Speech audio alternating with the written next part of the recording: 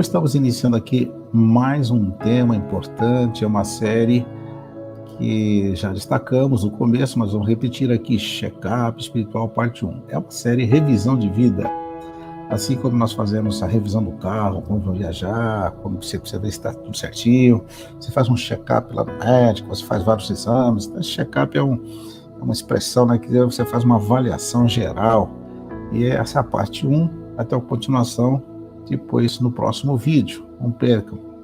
E é muito importante você também compartilhar para que outros possam ser abençoados como você nesse estudo bíblico, nessa série, tá bom? Então temos aqui o tema e nós sabemos quanto é importante fazer esse autoexame. Afinal de contas, se você vai viver naquela vida cristã, a tendência é se acomodar, a tendência é você aceitar certos velhos hábitos, ou talvez nem rejeitar alguns hábitos e vai se acomodando com eles, e isso não é bom, porque isso afeta a sua vida espiritual. Nessa revisão nós vamos ver algumas coisas importantes. A primeira grande pergunta é: verdadeiramente sou nascido de Deus? Há pessoas cristãs, religiosas, que não são nascidas de Deus, infelizmente. Ser nascido de Deus significa ter uma experiência sobrenatural do Espírito Santo. Quando você entrega a sua vida a Jesus, confessa a Jesus como Salvador, o Espírito Santo toca no seu espírito que estava morto, separado de Deus, e você recebe a vida de Deus, a natureza de Deus, e a partir daí, então, você fica conectado com Deus, tá? O seu espírito fica ligado a Deus, porque ele estava desligado. Aliás, a palavra religião, que vem do latim religare, a ideia de algo que estava desligado foi religado. E a verdadeira religião está naquele que disse: eu sou o caminho, a verdade e a vida. Ninguém vem ao Pai senão por mim. Quem disse isso mesmo? Foi Jesus Cristo. Ele disse: eu sou. Tá? A expressão eu sou é aplicada ao próprio Deus, quando diz para Moisés: eu sou o que sou. Tá? Eu sou, eu sou. Eu sou o Senhor que te sara, eu sou o teu Deus, eu sou. Então, Jesus, eu sou o caminho, então eu sou o bom pastor, eu sou a luz do mundo, e assim por diante. Jesus usou sempre a expressão eu sou, que é um dos nomes de, assim, uma expressão para o nome de Deus. E então, se você está no caminho, que é Jesus, a verdade e a vida, você vai chegar até o Pai espiritualmente, vai ser ligado ao Pai espiritualmente. Isso é que o próprio Jesus chamou de novo nascimento. Você passa a ser então uma nova criatura. Mas a pergunta é: você é um religioso? Você frequenta a igreja? Você conhece a Bíblia? Ou você realmente tem essa experiência maravilhosa do novo nascimento? Tá? Então, o que é necessário para você nascer de novo? Bom, para receber Jesus Cristo como Salvador é necessário, primeiro aqui, ter a convicção da sua condição pecadora. Você sabia que todos nós somos pecadores? Uns até fazem assim: bom, eu sei que sou pecador, mas nem tanto, né? Eu não sou tão pecador quanto as pessoas que eu conheço por aí. Eu sou até aqui bonzinho, eu sou muito bom, tá? Não sou santo, mas eu sou bom. Olha, você pode ser muito bom, mas você é pecador de nascença. Você nasceu em pecado, você já nasceu separado de Deus, tá? Então imagina um país onde tem escravatura e tem uma família de escravos. Quando gera um filho, o filho já é escravo, tá? Então você já nasceu escravo do pecado, infelizmente. E quem é escravo precisa de uma libertação. E o escravo, para ser liberto, ele tem que pagar um preço. Afinal de contas, ele tem um preço.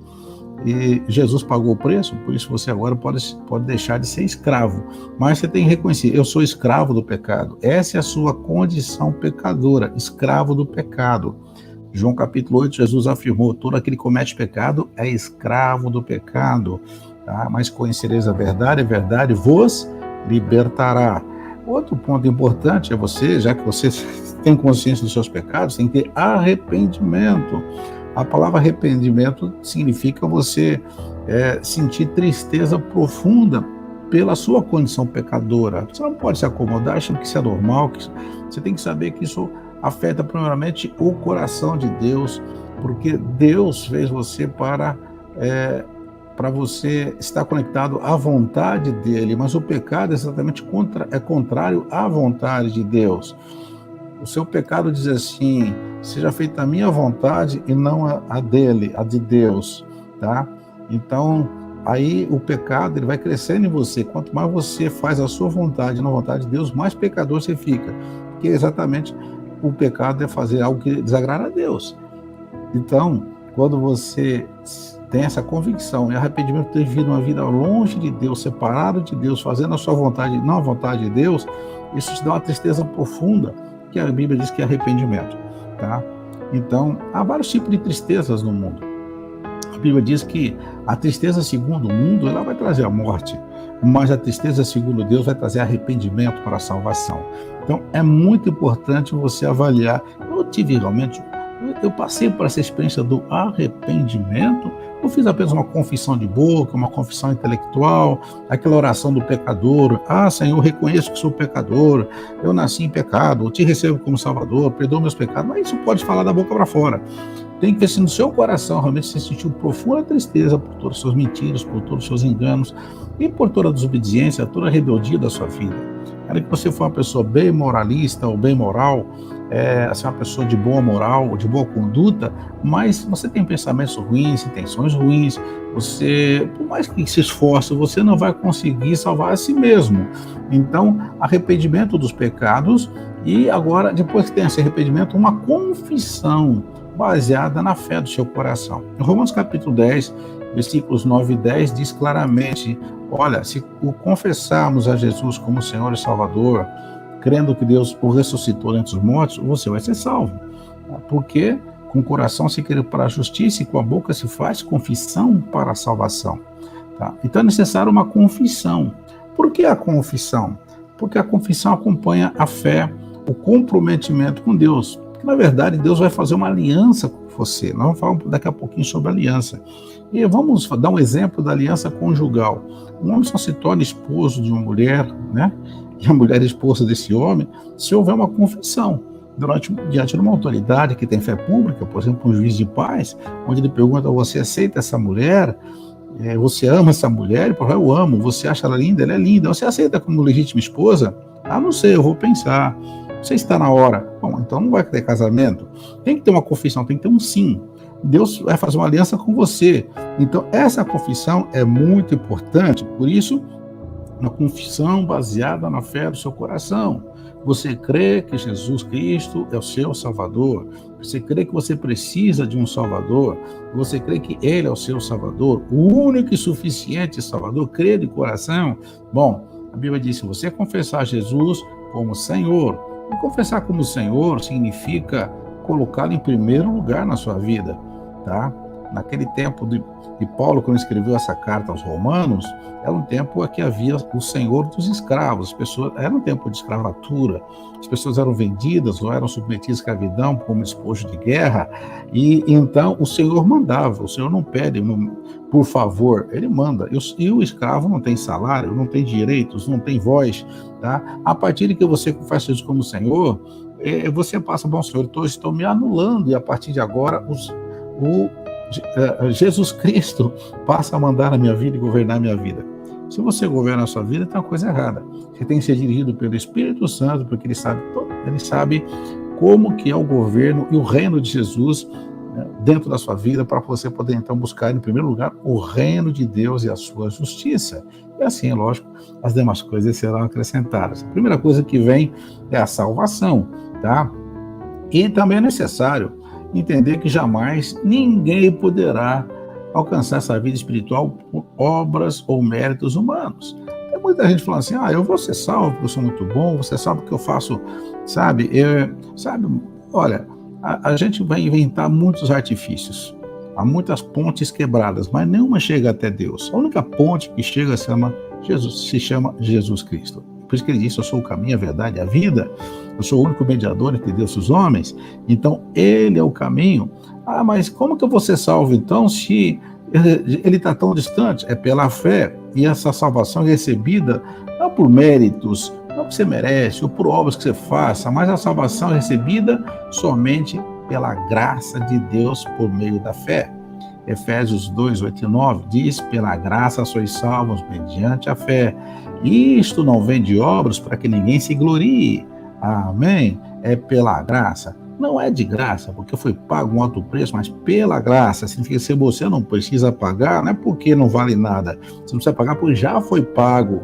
E a Bíblia diz lá, Pedro, quando fala disso, ele fala assim: não foi com prata nem ouro que vocês foram comprados da sua vã maneira de viver, mas pelo precioso sangue, precioso e imaculado, né? Precioso e santíssimo sangue de Jesus, já foi comprado por um alto preço.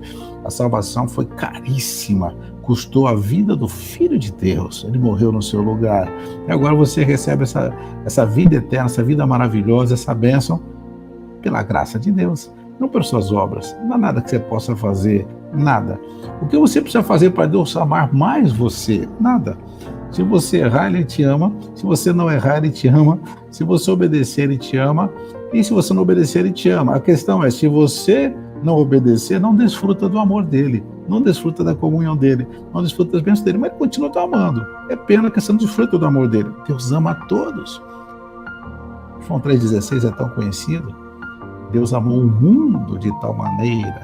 Olha, o mundo inclui todos, não deixa ninguém de fora, porque está falando da humanidade. A palavra mundo ali quer dizer humanidade. Deus amou a humanidade de tal maneira que deu seu Filho unigênito para que todo aquele que nele crê não pereça, mas tenha a vida eterna. Então o amor de Deus é abrangente. Deus amou o mundo. Mas o que acontece com muita gente que ouve a palavra e ouve a palavra de Deus e não muda de vida? O que acontece? Vão na igreja, fazem orações, fazem promessa e tanta coisa, até tentam imitar os cristãos verdadeiros, mas no fundo eles sabem que não são. É uma capa, é uma casca, algo assim, né?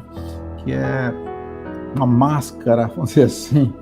Então, mas acontece porque não muda o coração, porque receberam a palavra de Deus, mas essa palavra não foi misturada com fé. Aqui em Hebreus capítulo 4, 2, se faz uma referência inclusive ao povo de Israel no deserto.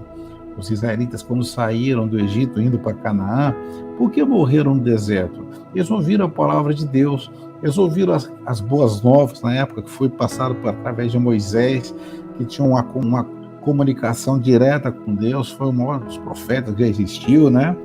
Ele, como homem, ele tinha intimidade com Deus também, ele passou a palavra. E é mais assim, a palavra da pregação nada lhes aproveitou, mas por quê? Por quê? Por quê? Ora, porquanto não estava misturada com fé aqueles que a ouviram. Então tem que ter uma mistura, sabe? Tem que ter uma mistura, né? Há algumas... existe algumas matérias que são resultado de misturas, né? Por exemplo, se você pegar só areia para você construir uma casa, você juntar areia, não vai cair, porque a areia ela não tem sustentação. Mas se você misturar areia com cimento e colocar água, uma mistura, porque aquilo ali que era uma massa, vira uma pedra, tá? E vai ligar os tijolos e a sua casa vai estar firme. Estou dando um exemplo de uma mistura. Assim que você mistura ingredientes para fazer uma salada, para fazer uma sopa, para fazer um bolo, tá? Então, dentro de você precisa ter uma mistura muito boa. Você tem que ouvir a palavra, você ouve com a sua alma, aí você tem que misturar com a fé que é gerada no seu espírito. Com essa mistura vai acontecer algo maravilhoso, maravilhoso, sabe? Então, a palavra de Deus, muitas vezes, ela não é misturada com fé. O que acontece nessa mistura? Às vezes a mistura é errada. É misturada com a razão humana. Você tenta entender com a razão, você tenta entender racionalmente. A palavra de Deus não é racional nem irracional, ela é suprarracional, está acima da razão, é pela fé. A Bíblia diz: pela fé entendemos que os mundos foram criados pela palavra de Deus. É pela fé que nós recebemos Jesus como Salvador e o perdão dos pecados. É pela fé que você crê na vida eterna. Pela fé que você já sabe que você tem um lugar garantido no céu. É pela fé que você sabe que é filho de Deus. Tudo é pela fé. A razão humana não explica isso, sabe? E muitas vezes está misturado com emoção. A pessoa sente uma alegria, a pessoa sente algo tremendo. Eu quero, eu preciso, mas aquilo só está na área da emoção. São pessoas que inicialmente você fala, olha, essa pessoa aqui agora, esse o fulano, agora ele está firme com Deus. E Jesus falou que é uma semente que caiu no meio dos pedregais ali, não caiu na terra boa, não tem raiz, vem as tribulações, os problemas, as dificuldades, os desafios e logo desanimam. Eu tenho testemunho de pessoas que receberam assim, grandes milagres. Olha, e depois aconteceu uma coisinha ali, tá, parou de seguir a Deus, pelo menos não se agregou mais ao corpo de Cristo, a igreja. Eu me lembro de uma situação há muitos anos atrás, um senhor, ele ali próximo da igreja São Caetano, ali do bairro Boa Vista, onde foi quando começou, ali na Rua Boa Vista, onde passa o ônibus até hoje. Interessante que ele veio, aceitou Jesus como Salvador, só ele, a família dele não, e aconteceu um milagre, ele conta isso, eu não vi, que ele foi atropelado por um ônibus. O ônibus passou em cima, inclusive, da barriga dele, olha só, e não aconteceu nada, o ônibus. Ele levantou, sacudiu a poeira, houve de pessoas que viram isso, e ele contou esse testemunho maravilhoso, depois sua família veio para Jesus, a esposa dele e tal. Isso aconteceu, passados meses, ele sumiu. Eu era garoto ainda, meu pai era pastor, eu ia na casa dele, tomava um cafezinho, mas só o cafezinho, não quis mais saber de Jesus. Se ele proibia a esposa dele de ir na igreja, ele ficou assim, não sei, alguma coisa aconteceu, até que forçar para ir. Falei, mas o senhor vai receber um milagre tão grande, mas ela veio, a sua fé estava baseada, quem sabe, não sei, talvez numa emoção, porque não tinha raiz, apesar do milagre tão grande, né? Pode ser também misturado só com uma fé humana. Em Atos 17, 22, quando Paulo fala aos gregos em Atenas, diz, vocês são muito supersticiosos. Lógico que eles tinham uma fé supersticiosa, mas era humana. E Paulo, vocês são acentuadamente religiosos, exageradamente religiosos. Inclusive, ele visitou a cidade, havia altares para todos os deuses, até para um Deus que a gente fala assim, bom, se esquecemos de algum, vamos colocar aqui uma placa ao Deus desconhecido. Muito supersticioso, mas era uma fé humana, tá? Essa fé humana não salva. O que vai salvar é a fé que vem através da palavra de Deus. Porque nós temos aqui um texto muito claro, que em Romanos 10 mesmo, Paulo fala disso, a fé vem pelo ouvir, e ouvir pela palavra de Deus. A palavra de Deus gera fé. Agora, há um mistério no coração humano, que alguns se fecham e não recebem fé. A fé não cresce, a fé não desenvolve. Eu também não sei explicar, mas é um mistério. Alguns não conseguem crer. Não conseguem, a razão, um bloqueio, alguma coisa que está ali e não deixa.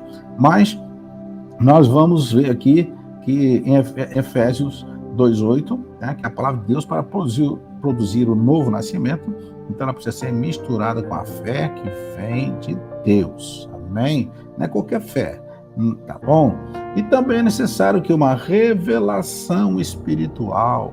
Um dia Pedro fez uma declaração muito forte. Era uma conversa entre Jesus e seus discípulos, uma conversa bem particular. Jesus fez ali uma enquete, né? O que diz os homens que eu sou? Ou quem diz, né, que eu sou? Só, Senhor, estão falando tanta coisa. Eu falo que o Senhor é um grande profeta. Alguns falam que você é Jeremias, que é Elias, que é João Batista que ressuscitou entre os mortos. Alguns falam que você é um embusteiro, um impostor. Tem tanta gente falando. E Jesus falou, e vocês, o que dizem? E Pedro tomando a palavra, muito ousadamente, né? Falando em nome até do grupo, quem sabe, né? Pedro disse, tu és o Cristo, o Filho do Deus vivo. Olha, que afirmação importante. Será que ele descobriu isso intelectualmente, emocionalmente, só porque ouviu falar? Não, Jesus diz, Pedro, você é bem-aventurado, quer dizer, você é muito feliz, Simão Barjonas, quer dizer, filho de Jonas, porque não foi a carne e o sangue que te revelou, mas meu Pai que está nos céus. Então, você só recebe esta revelação de forma sobrenatural. Quem hoje nasceu de novo é porque teve uma revelação que veio do Pai que está no céu. Então você recebe a revelação pela fé diretamente do céu, amém? Aqui na terra não é possível produzir a fé salvadora, ela tem que vir direta do Pai Celestial. Então, parabéns a você que crê em Jesus de coração, que pode dizer como Pedro, eu tenho certeza absoluta, eu estou disposto até morrer por essa fé, olha, eu dou minha vida por essa fé vale mais que a minha vida, porque eu tenho a vida eterna, vale mais que a vida terrena. Jesus Cristo é o Filho do Deus vivo, eu tenho essa certeza, Ele é meu Senhor, meu Salvador, amém? Você crê assim? Então, parabéns. Olha, essa fé não foi gerada aqui, viu? Não foi um pastor, não foi um bom pregador, não é porque você também conseguiu ser um bom leitor, um bom entendedor da Bíblia, você recebeu revelação espiritual. Que maravilha! Parabéns, amém? Parabéns mesmo. Nós queremos então agora dizer para você, se você teve essa revelação, nós vamos ver os resultados dessa revelação que produziu em você um novo nascimento. Ah, você não entendia as coisas de Deus, passa a compreender. Tá, que coisa linda, amém? A Bíblia diz que o homem natural não entende as coisas do Espírito porque ele parece loucura, mas aquele que é espiritual discerne bem todas as coisas. Ou então, dentro de você há um homem natural, uma pessoa natural, aquela pessoa que nasceu sem revelação. Mas quando você recebe a revelação, a Bíblia passa a dizer que você é uma nova criatura e agora você é uma pessoa espiritual. Então, você passa a compreender as coisas espirituais. E o Espírito Santo passa a dirigir você e controlar você. A Bíblia diz que não há mais condenação para os que estão em Cristo Jesus, porque o Espírito da vida já os livrou da espírito da lei do pecado da morte. Agora você é controlado pelo Espírito Santo, dirigido pelo Espírito Santo.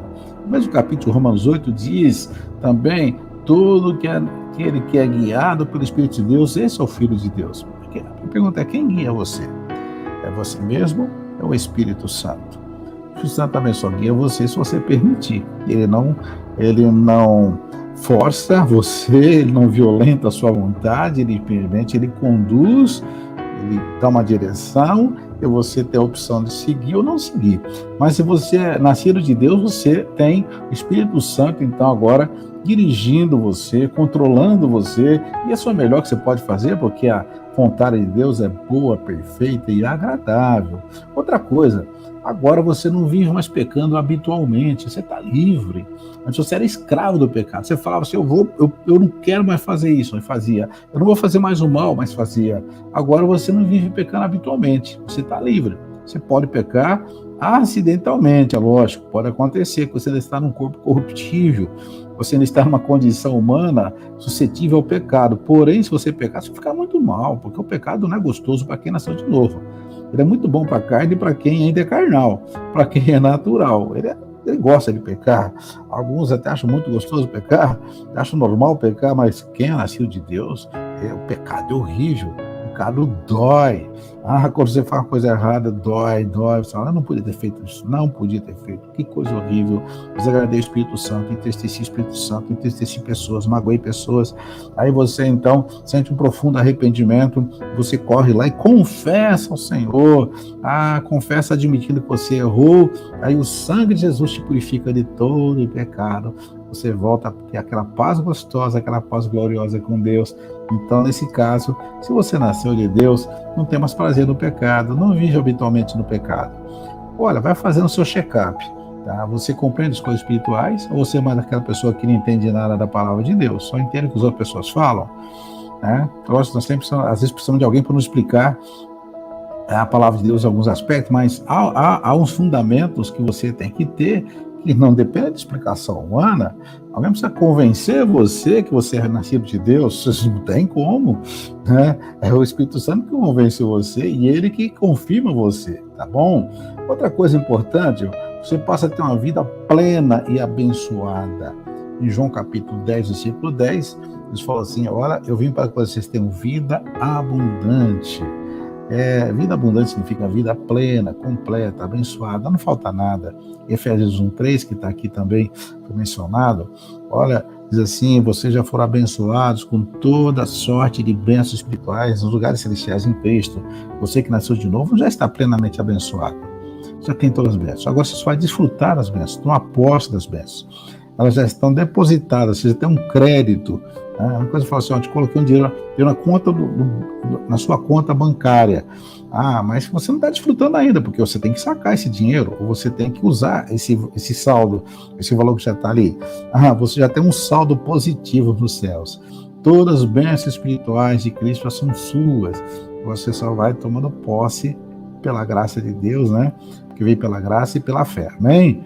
Ok? Então, você agora tem uma vida plena e abençoada. Outra coisa, você tem certeza que desfrutará da vida eterna no céu.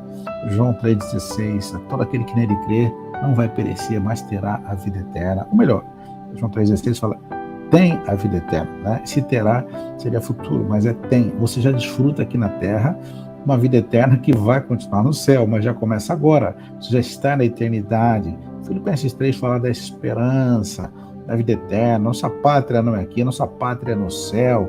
Então você agora tem os resultados do novo nascimento e também vamos ver algumas evidências do novo nascimento. Olha, o Espírito Santo vai testemunhar no seu espírito, dando convicção. 3 coisas básicas que colocamos aqui: do perdão dos pecados, se sentir realmente perdoado, acabou a culpa, não tem mais culpa, tá? Tem aquela memória da tristeza do pecado que fica, você fez tanta coisa errada, você olha para trás, para o seu passado com tristeza, mas não com culpa mais. Você tem certeza? Foi perdoado. Se eu fui perdoado, então eu tenho paz com Deus. Eu tenho a certeza também da vida eterna. Eu sei que essa morte aqui não é o fim, essa morte é apenas uma passagem para a vida maravilhosa que vai se iniciar, que é apenas uma passagem rápida. A nossa vida aqui é um sopro, a nossa vida aqui, diz o Salmo 90, é um ponto ligeiro, uma coisa assim, começa de manhã, como uma plantinha que nasce de manhã, ela floresce, mas à tarde murcha e seca, passa rápido demais, né? Outro dia eu tinha 10 anos, depois 20, 30, 40, já passei dos 50, passei até dos 60, hein? Olha só, e vai muito rápido, tá? Mas você sabe de uma coisa: você tem a vida eterna em Deus. Outra coisa importante também, isso aqui é tremendo, isso aqui é demais. O Espírito Santo testifica no seu espírito que agora você é filho de Deus. Você pode realmente fazer a declaração e dizer: Pai nosso que está nos céus.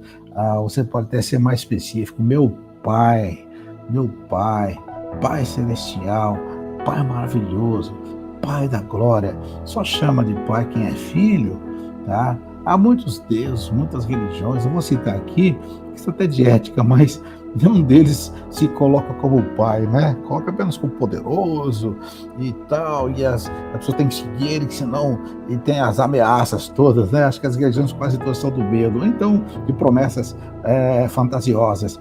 Deus é Pai, trata você como filho, recebe você como filho, adota você como filho.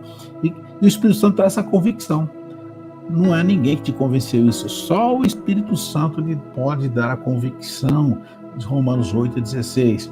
O próprio Espírito Santo testifica no nosso espírito que somos filhos de Deus.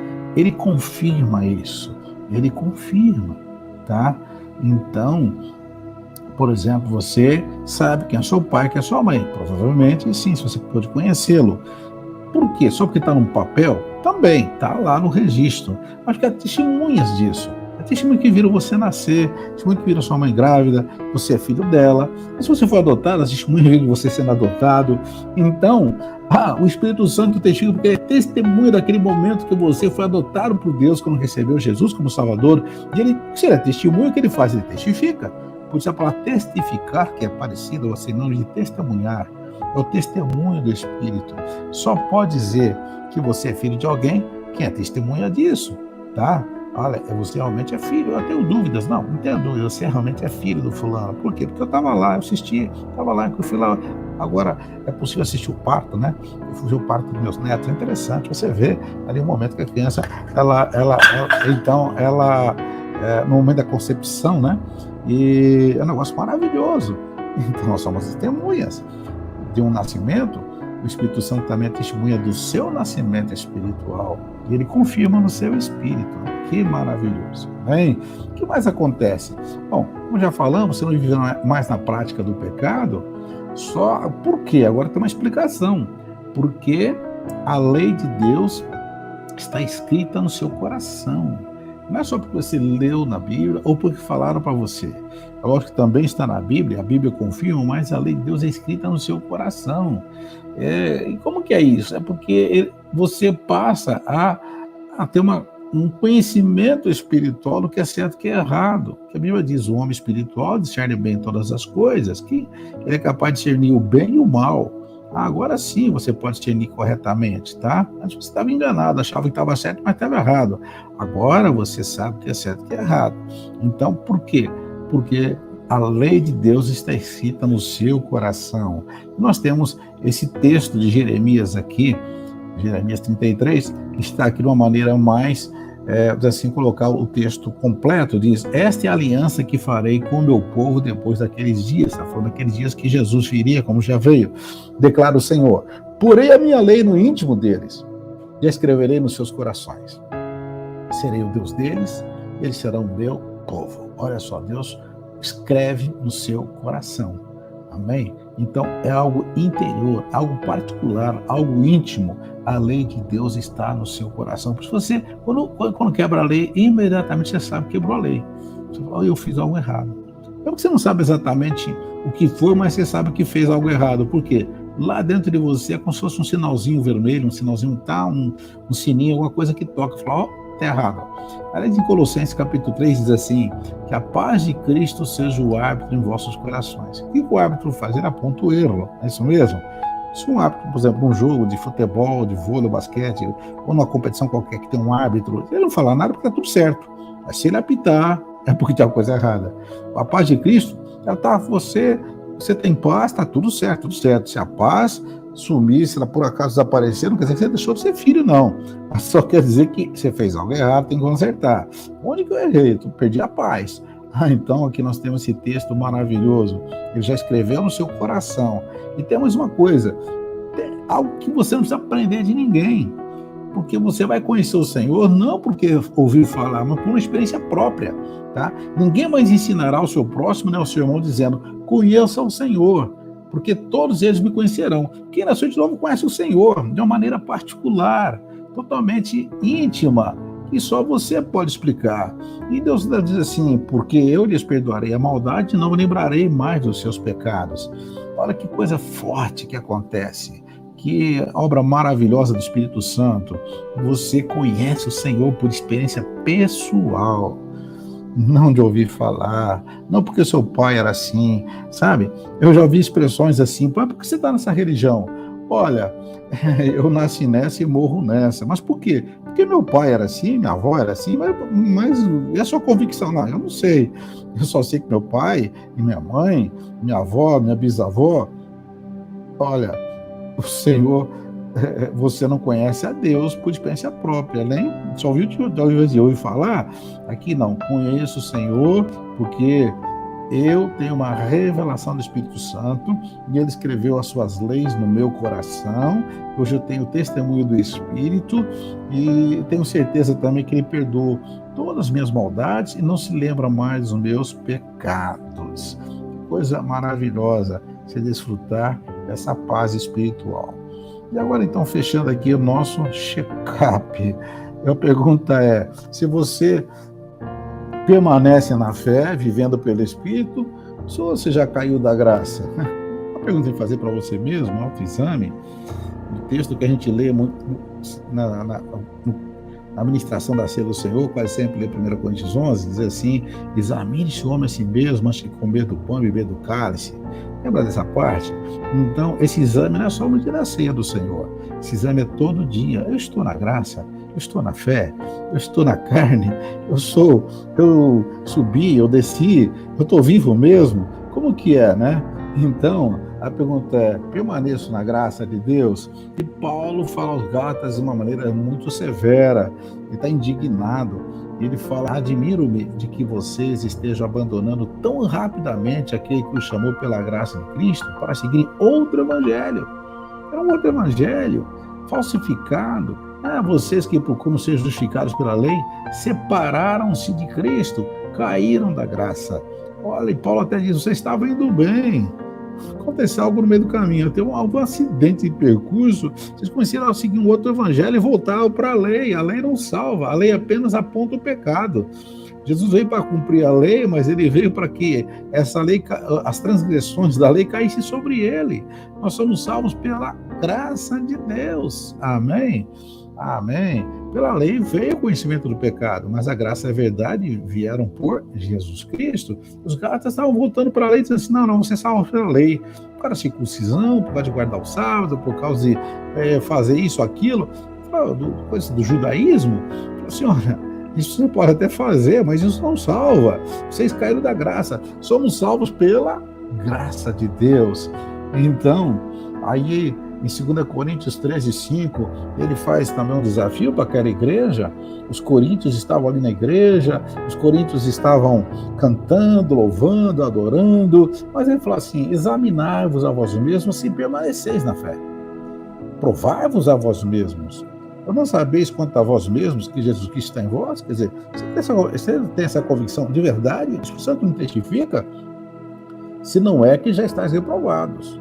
Paulo falou assim, olha, vocês correm o risco de serem reprovados. Cuidado para não ser reprovado. Tá? Muitos já foram reprovados e não sabem. Eles estão aí correndo, mas já não está valendo mais nada. Tá? Já estão desclassificados da competição. Foram desclassificados, não está valendo ponto mais não. Não está valendo mais ponto para a sua salvação. Tá? Apesar que não tem ponto nenhum no sentido assim. Mas Paulo fala, no final da sua vida, eu completei a carreira, combati bom combate, guardei a fé. Completar a carreira significa, ele compara um atleta que luta legitimamente para ser coroado no final, tá? Então, você não vai ter coroa nenhuma se você for reprovado. Você está correndo à toa. Se é que está correndo, alguns até pararam no meio do caminho. Aí Paulo fala assim, examinar-vos a vós mesmos. Então, nessa manhã, nós vamos orar com você para que você possa fazer um autoexame. E isso você faz baseado no Salmo 139. Sonda, meu Deus. Sondar significa examinar profundamente. Fazer uma sondagem significa fazer uma pesquisa profunda. Sonda, meu Deus, conhece meu coração. Prova-me e conhece os meus pensamentos. Vê se há em mim algum caminho mau ou um caminho perverso e guia-me pelo caminho eterno. Tem hora que você já nem sabe se você está ou não está, se você... Então fala, Senhor, sonda-me, Senhor, examina o meu coração. Às vezes você não caiu da fé, não caiu da graça, mas você está vivendo uma vida já no seu controle, no controle de Deus. Chega um momento que você volta e fala, Senhor, me perdoa, eu estava quebrando a aliança, vivendo em pecado, ou fazendo a minha vontade. Sonda meu coração, Senhor, sonda-me agora. Comece a orar onde você está, um momento de oração, um momento de reflexão, um momento de autoexame, é um check-up. É desafiador fazer isso, mas aprenda a fazer isso todos os dias, examinando a si mesmo, para que você possa viver uma vida verdadeira, sem aquela fachada, sem aquela camuflagem, sem aquela máscara, mas uma vida onde você realmente andar na luz, porque a luz revela e as trevas escondem. Se você tem que ficar escondendo o que você faz, mentindo, disfarçando, tem algo errado. A vida da luz é uma vida transparente diante de Deus. Quando nós erramos, ficamos nas trevas, não é verdade? Mas quando nós confessamos, nós voltamos para a luz. Isso já aconteceu comigo várias vezes, eu ficar nas trevas. Aí depois, espera um pouquinho, tem que confessar isso aqui, tem que acertar isso aqui. Aí a gente volta para a luz e sente uma paz tão gostosa. Diz assim, lá em 1 João fala assim, andarmos na luz, como Ele na luz está, temos comunhão uns com os outros, e o sangue de Jesus Cristo nos purifica de todo o pecado. Amém? Você que está orando, você que está meditando agora, faça a sua oração. Nós estamos encerrando essa parte aqui. Temos certeza que Deus está falando no seu coração e teremos próximo domingo check-up espiritual parte 2, tá? Então, hoje está examinando se você realmente nasceu de Deus. Próximo domingo nós vamos examinar se você permanece em Deus, se você dá frutos do caráter de Deus. Então, não perca Próximo domingo nós estaremos aqui, ou próxima semana, próximo vídeo para quem está assistindo já a gravação, e haverá uma continuação. Deus te abençoe, em nome de Jesus.